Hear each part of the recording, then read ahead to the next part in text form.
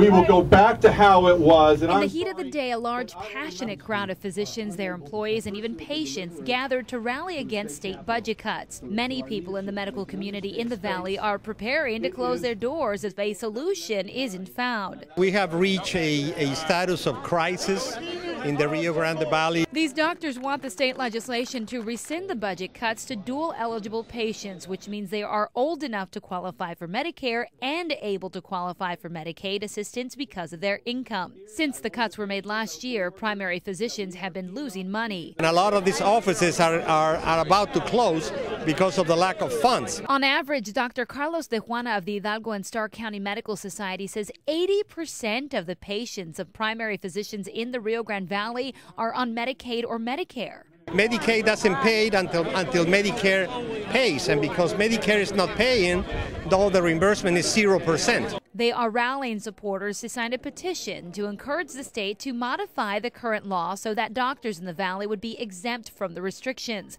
The majority of them gathered here are one step away from pulling the plug on their business. Physicians are going to the bank to borrow money to stay open, and if this continues, we're going to have to shut down the offices. And as for the patients, Dr. De Juana says it's his job to provide his services to them and not their fault the state won't pay up. Nobody's turning down patients.